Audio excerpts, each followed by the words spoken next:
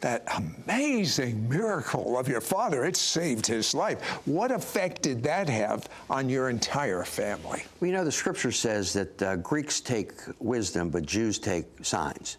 And that was a sign for my entire family. My mother was just overwhelmed with that my father... The same mother that kicked you out and packed your bags? Yes, absolutely. and the same mother that became a groupie. She became one of my groupies. And my mother had an illness called scleroderma. It was a collagen disease. And I remember we went to a meeting of people that had the disease, and she said, I'm never coming back here again. She said, she looked at, she said, I'm never coming back again. And my mother had a healing that took place. I think that the faith stirred up inside of her. There were things that happened. She went to a meeting of mine, and my mother, ultimately, this is a fatal disease. My mother outlived everybody that was at that meeting, including the doctors. Great miracle. Your passion is to help people become all they're supposed to be in God. Tell me about this biblical personality test. Well, you know, in the beginning, when we first started, I started to think about the love commandment, to love the Lord thy God with all your heart, all your soul, and all your mind, but to love your neighbor as yourself. And there's so many people that have the root problems where they don't love themselves, they don't understand themselves, they don't know their giftings, they don't understand their fears.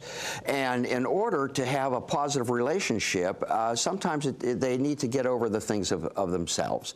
And so we started to make this DISC test very practical, very simple, very personal. We didn't realize that it was going to go into the supernatural realm right along with us. We had no idea at the time when we first started. And so what we did was we started to relate the different styles of people to the styles of people in the Bible. And we found that as God dealt with those people in the scriptures, the same way he would deal with people with the same style. It was just uncanny.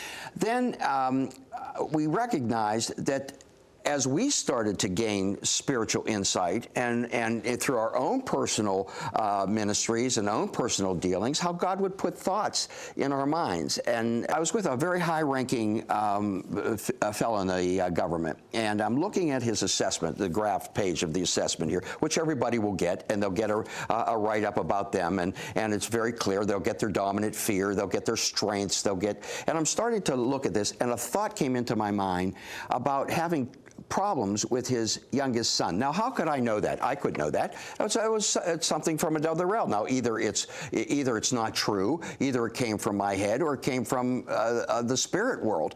And so I said, I see where you could be having trouble with a child. He said to me, I'm having problems with my youngest son. Whoa, that opened up a whole world. And here's this very powerful man asking me to help him to mend a relationship. And of course, he asked me. He said, well, he said, what would you do? I said, well, I would pray. And he goes, I don't know about all that stuff. But I shared with him how I prayed over my own daughter and what happened, and so he opened himself up to prayer. He opened himself up to a spiritual world as a result of one thought. I took this test myself.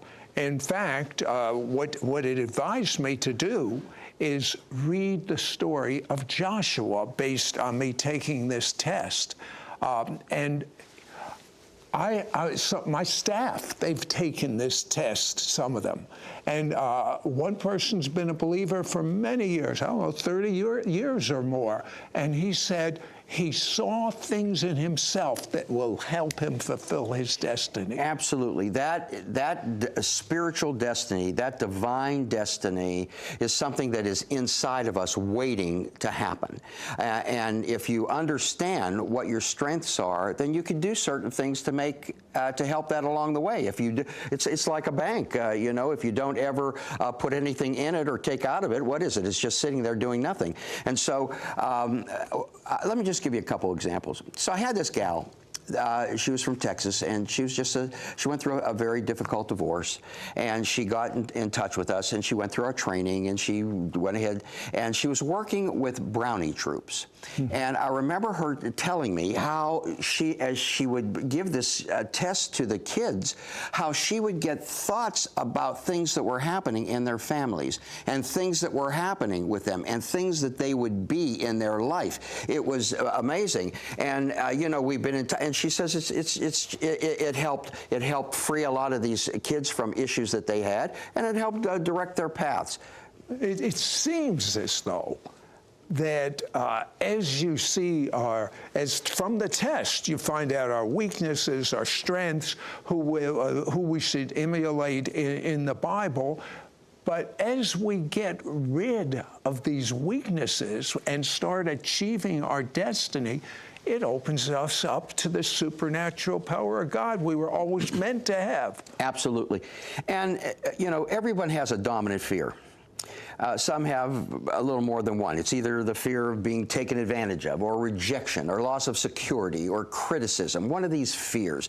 Once you know that fear, and you can see how it starts to impact your decisions, how it starts to impact your relationships, how you deal with